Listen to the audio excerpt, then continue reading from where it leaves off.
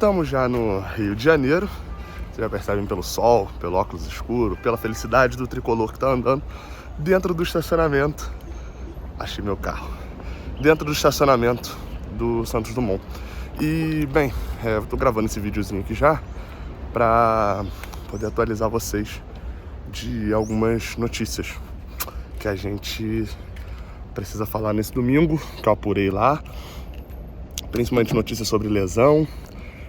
Nessa segunda-feira a gente vai ter um vídeo especial fazendo um react aqui de algumas coisas que eu acho interessante a gente poder fazer, beleza? Mas não deixa de se inscrever aqui no canal não. Sou Gabriel Amaral, tava lá em BH, cheguei agora aqui no Santos Dumont, pousei agora e tô indo pra casa, ainda tem mais uma horinha pelo menos até em casa.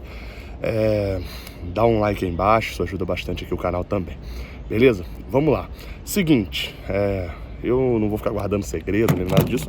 Pra alegria geral da nação, o Alexander aparentemente não foi nada. Eu percebi que pela transmissão a galera ficou um pouco meio desesperada, né? Na transmissão do Premiere, a galera que estava assistindo achou que tivesse alguma lesão, alguma coisa. Eu reparei também o Alexander mancando um pouquinho. O Diniz colocou o Guga no aquecimento. Pelo que eu apurei, não tinha nada a ver com a lesão do Alexander. Era uma mudança que ele tava mesmo pensando assim. O Guga vai para o aquecimento na hora que o Alexander sente. E depois o Guga fica no aquecimento, mesmo ele já sabendo por quê. A princípio, a primeira avaliação feita lá em BH ainda, não foi nada, foi só um tostão, aquele famoso tostão, né? Quem jogou bola sabe, ele como é que eu vou explicar? É muito mais comum uma joelhada do lado da sua coxa, que assim, ó. Pega aqui, ó. Uma joelhada. Isso acontecia muito, de vez em quando acontece. O Cano chega a cair também no jogo contra o Paysandu, também por a mesma coisa, de um tostão assim. E isso, pra quem já tomou um daquele bem tomado mesmo, sabe que a perna fica igual que você tá sentindo cãibra ali durante um bom tempo. Então isso acaba prejudicando um pouquinho. Mas o Alexander já iria sair no intervalo, não foi por causa disso. Foi por uma questão mesmo tática que o Fernando Diniz queria, de colocar o Guga para aquele lado também. Então, a princípio, na primeira avaliação lá, não preocupa, não teve nada. Óbvio, vai ser reavaliado no Rio para garantir que não seja nenhum problema, não tenha causado também nenhum problema muscular, nada, mas a princípio fica por isso mesmo. O Alexander está disponível sim para os próximos jogos, inclusive terça-feira contra o Strongest. Outra coisa, a coletiva. Gabriel, por que não teve a coletiva? Eu meio que expliquei no vídeo que eu lancei um pouquinho mais cedo, mas vale a explicação que também porque teve uma resposta muito importante na coletiva que eu não percebi na hora, não pesquei na hora. Na verdade, duas respostas. Eu não percebi na hora e acabou passando batido também do vídeo que eu gravei lá direto do gramado. Quais respostas são essas? Primeiro, por que não teve coletiva? Alguém de alguma outra emissora ou de alguém da América Mineiro, sei lá, desligou a tomada. O Fluminense foi lá, o funcionário do Fluminense que prepara essa questão da câmera, deixou tudo programadinho e bonitinho. Ele saiu da sala, porque estava tendo a coletiva do América Mineiro, e quando ele voltou, alguém tinha desligado da tomada a câmera lá, as paradas do Fluminense. E aí isso acabou não conseguindo colocar a coletiva ao vivo. Depois, na hora que foi gravar, acabou rendendo um problema também. Enfim, e aí acabou perdendo a coletiva. Corre risco até de perder os bastidores. Não sei quem desligou, não sei se alguém, torcedor do América Mineiro, invadiu, mas foi isso que aconteceu, por isso que não teve. E aí eu gravei a coletiva com o meu áudio lá, né? Eu tava gravando já, porque eu sempre gravo para poder garantir. E uma das respostas que chamou a atenção foi o Diniz falando que o John Arias pediu para jogar. Só que ele sentiu um incômodo durante a semana, ele garantiu, queria jogar, só que o Fluminense achou por bem não colocar. Ou seja, o Diniz falou disso na coletiva que ele deu pós-título, né, no dia seguinte do título, aquela coletiva. Eu acho que vale também, cara, tem gente séria e gente boa trabalhando no Fluminense, porque às vezes você é sério, mas você é ruim. Às vezes você é bom, mas você faz as coisas de maneira desleixada. Não, cara. Essa área, talvez hoje, o Fluminense seja o melhor time do Brasil. Eu não vou falar que porque de fato eu não conheço, eu não tenho conhecimento de todos os times do Brasil. Mas a área de preparação física e fisiologia,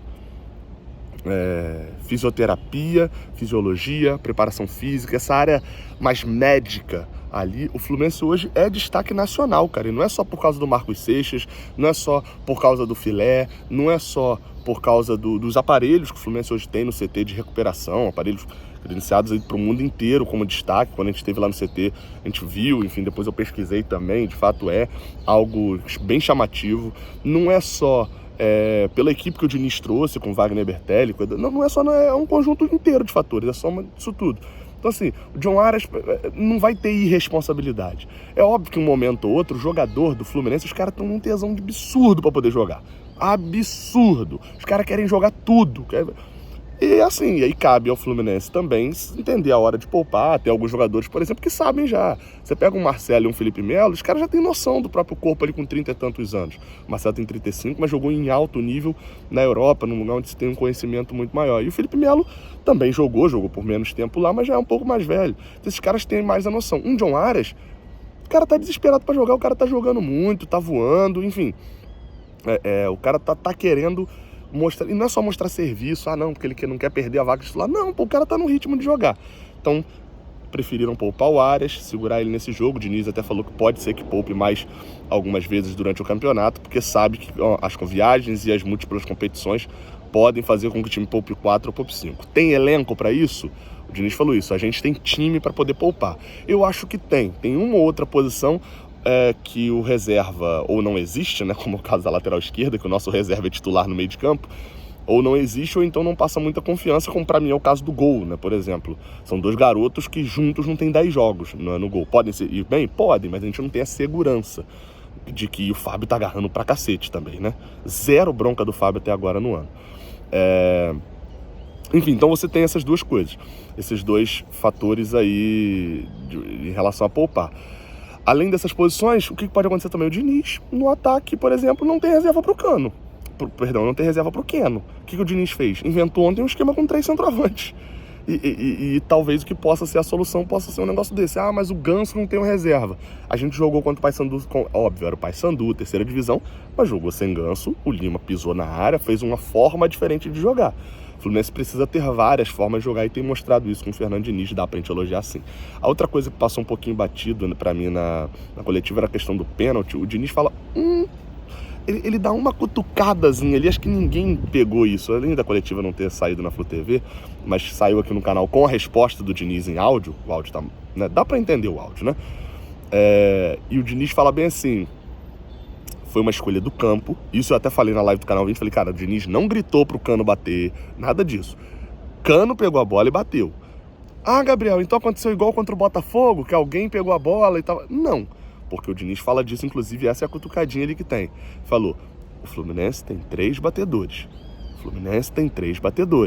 Cano, Ganso e John Aras. Tem outros que até batem bem, mas os 3 batedores são esses. E foi uma resolução de campo. Diferente do que aconteceu lá no caso Calegari. Ele fala isso, diferente da que aconteceu naquele do Calegari, quem bateu foi um dos 3 cobradores, que ele determinou e o Cano bateu. Eu acho que o Cano continuou batendo? Acho que não. Mas vamos ver. Até agora a gente não teve nenhum dano com pênalti perdido pelo Cano, né? No Vasco eles dizem lá que não subiram ou que caíram porque o Cano não fez gol de pênalti, óbvio. Mas assim, você tem um dano ali, é um jogo que era pra vencer, aquele do Guarani deles então na Série B. O Cano perde o pênalti no ataque, contra-ataque, gol do Guarani. Então assim, os caras estavam com 3 pontos, foram pra 0 do nada. Até agora não. O Cano perdeu um pênalti numa final que a gente empatou e foi campeão.